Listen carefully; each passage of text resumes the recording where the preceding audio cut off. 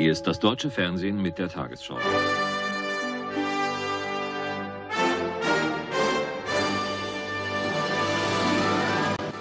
Es gibt den Verdacht, dass die starken Sender und die großen Antennenanlagen von HAARP auch für diese militärischen Versuche benutzt werden.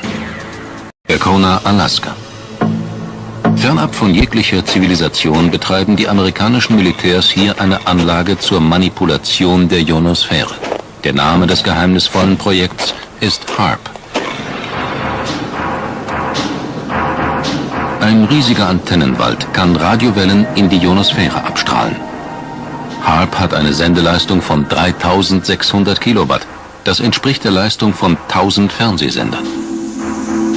Mit den Radiowellen versucht man, die Ionosphäre zu verändern. Die Radiowellen pumpen Energie in diese Schicht aus elektrisch geladenen Teilchen. Die Ionosphäre wird aufgeheizt, dehnt sich an diesen Stellen aus und zeigt Störungen. Eine Möglichkeit, dem militärischen Gegner Schwierigkeiten zu bereiten. Oder HAARP sendet Radiowellen.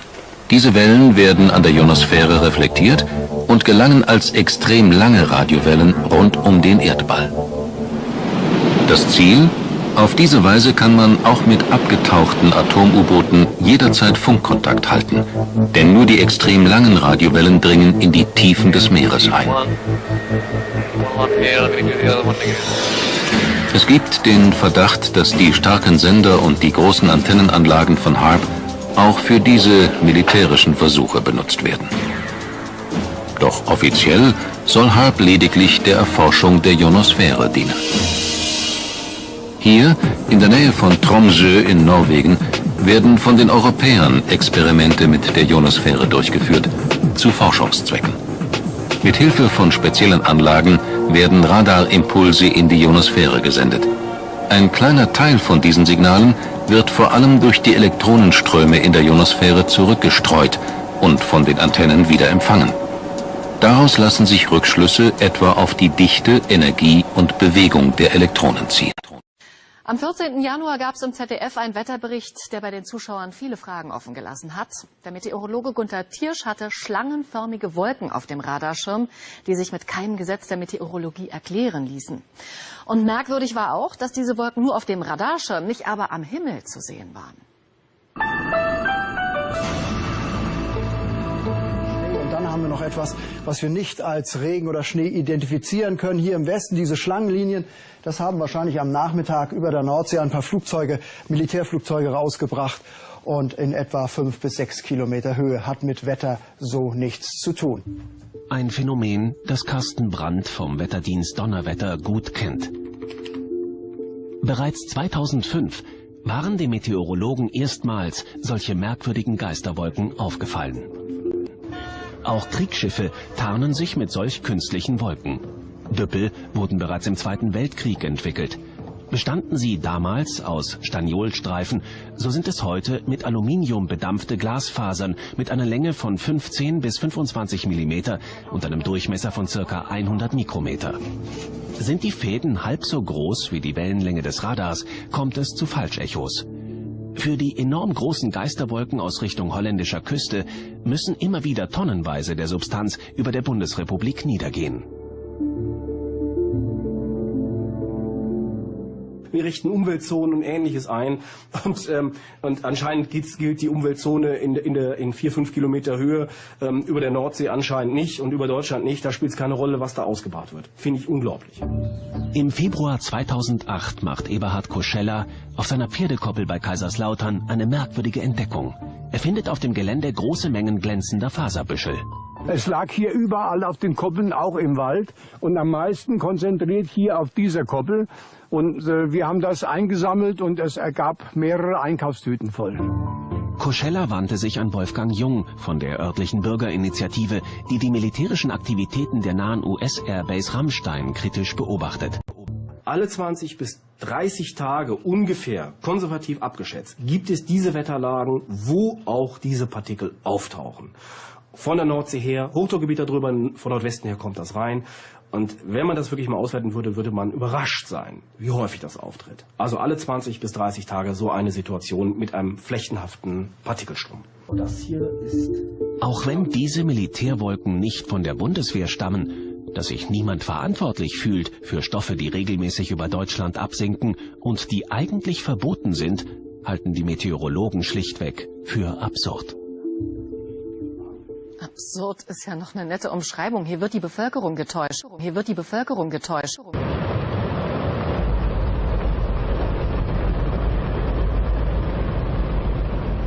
Don't worry if you can't hear what I'm saying. I couldn't even hear myself. This is the loudest sound you could possibly conceive.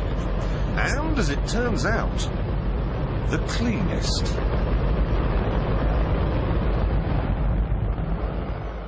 Now, the most amazing thing is that that cloud up there, which was generated by the engine, is just a mixture of hydrogen and oxygen. It's water vapor. And in about an hour's time, someone in Mississippi is going to get wet washing. It will actually rain.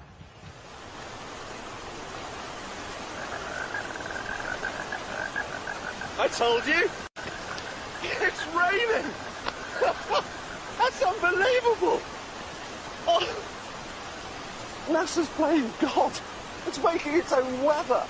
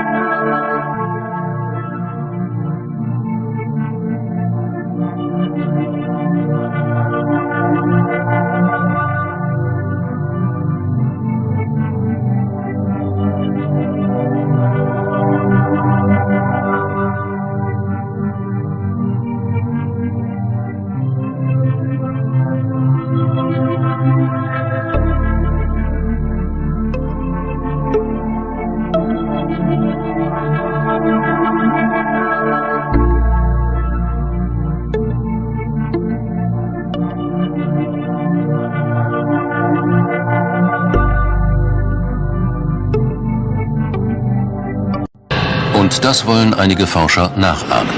Flugzeuge zum Beispiel sollen Schwefel in die obere Atmosphäre bringen.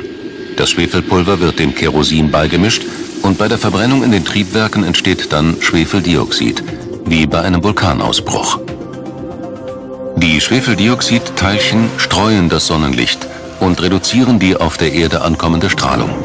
Entlang der weltweiten Flugrouten soll das Gas global verteilt werden und die Erderwärmung bremsen oder sogar stoppen. Doch Schwefeldioxid ist giftig. Tal la devastación que causó este arma que finalmente en el año 76-77 se prohibió mediante dos convenios en Naciones Unidas. Se prohibieron entonces las armas climáticas para la guerra y para fines hostiles. Por lo tanto, efectivamente existe ese arma. ¿Qué es lo que hace o lo que se hace con ese arma? Pues con ese arma se pueden generar lluvias, se pueden generar tormentas, nubes, se pueden generar rayos, o sea, tormentas eléctricas, descargas en cualquier lugar del mundo, pero también se pueden generar todo lo contrario, es decir, se pueden utilizar para deshacer frentes lluviosos, para deshacer granizo, para deshacer frentes de nieve y claro, bueno, también lógicamente se utilizan para generar sequías. ¿Qué es lo que ocurre? Que este arma, bueno, pues de control climática, al que la posee, le da un control prácticamente absoluto, un dominio absoluto sobre los recursos del planeta y sobre todo los recursos alimentarios. Quiere decir que, en fin, cuando hay un país que controla esta tecnología, se puede decir que controla el grifo del mundo. O bien haces lo que él te dice y tienes agua, o bien no estás de acuerdo y te dejan el país totalmente desabastecido de agua, deshaciendo, rompiendo, destruyendo los recursos hídricos, generando sequías prolongadas que lógicamente conllevan a la capacidad de alimentar a la población de ese país y por lo tanto condenarlos a la hambruna. Esto existe, hay países que hoy disponen de esa tecnología, pero digamos que los Estados Unidos ha llegado a incorporarla como parte de su política exterior. En el informe de las Fuerzas Aéreas Norteamericanas se llama, fíjese, además el título, Poseyendo el clima para 2025. Con ese título, que se explica por sí mismo, pues nos quedamos verdaderamente sin palabras y sin aliento. Que alguien pueda arrogarse el poder de controlar el grifo del mundo es algo que nos supera a todos.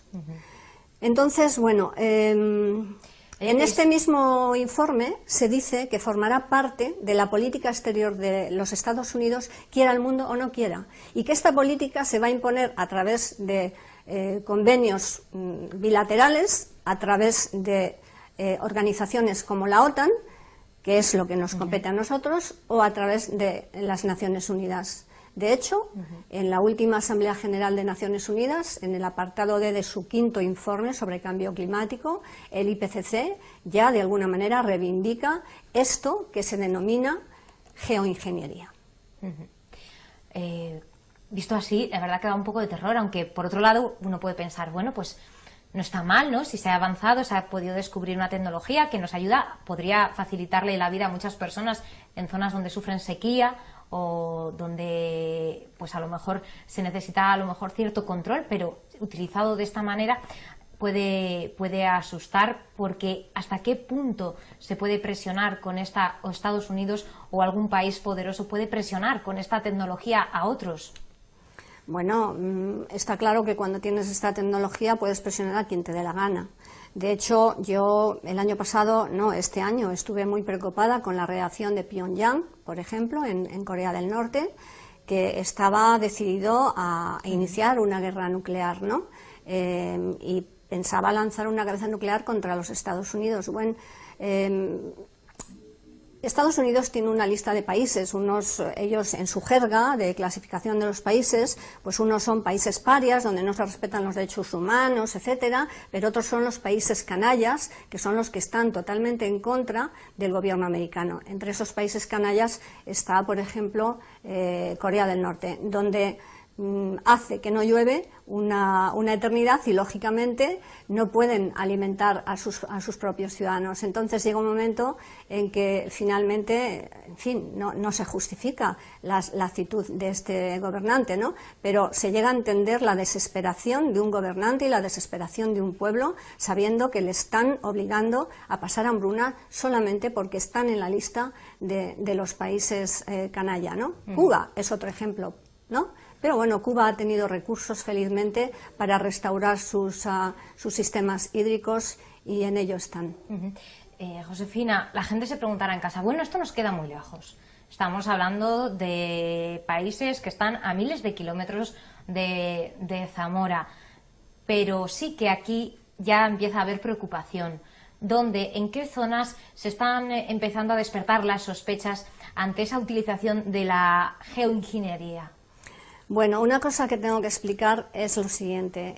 En el momento en que estos métodos, esta tecnología de guerra se prohíbe por Naciones Unidas, lógicamente vamos a hacernos la pregunta, ¿es que un país que tiene el dominio del control del clima, que le da el dominio sobre todos los recursos del planeta, sobre todos los países del mundo, va a renunciar a ese dominio porque ha firmado, por cierto, con mucho retraso, el convenio de Naciones Unidas?